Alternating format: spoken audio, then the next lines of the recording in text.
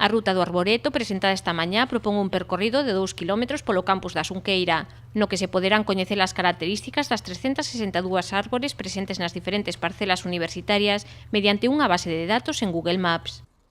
E entonces mezclamos un pouco pois, o que sería o panel físico coas novas tecnoloxías. Non? Como vedes, temos ali na esquina superior dereita un código QR e entonces por medio dunha aplicación pois podemos lelo, podemos ler ese código, vamos chegar ali. Sí. Este código lévanos a unha ligazón de Google Maps, onde temos aquí todos os datos. Vamos a dar moito uso, tanto para a divulgación interna nosa como para de calquera que poda visitar o campus e poda ver que no fondo hai unha riqueza que está aquí todos os días fotosintetizando para nós, e que ten nome, que ten historia e que podemos ter esa información.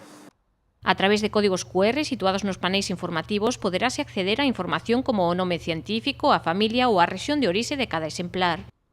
É o que hai unha selección de especies de distintos lugares do mundo, de distinta cor no outono, de distinta historia mesmo na súa utilidade, e o que facemos nós agora é, o que se fixo neste proxecto, é colocar pois, unhas etiquetas, uns nomes identificativos das especies, e recopilar toda esa información para que a xente non só este mirando un árbore, non só se poda sentar á sombra do mesmo día de verán, sino que ademais, se quere, poda saber que información ten.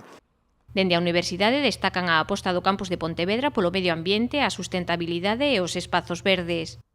Estamos nun ámbito universitario, polo tanto educativo, e temos a sorte de ostentar un galardón, o de Green Campus, que nos fai ser un pouco pioneiros na defensa do medio ambiente e da educación ambiental. Eu destacaría que o máis importante deste proxecto é poñer en valor unha cosa que xa tiñamos, porque os árboles non están plantados para a día de hoxe, senón xa estaban aquí. Eu creo que o esforzo en comunicar que o que temos no campus, axudar a que, no fondo, os propios xardíns do campus sean unha infraestructura formativa, pois eu creo que é o máis bonito do proxecto. A Vicerreitoría traballa actualmente na elaboración dunha unidade didáctica que permita que esta ruta sirva tamén como ferramenta educativa para escolares.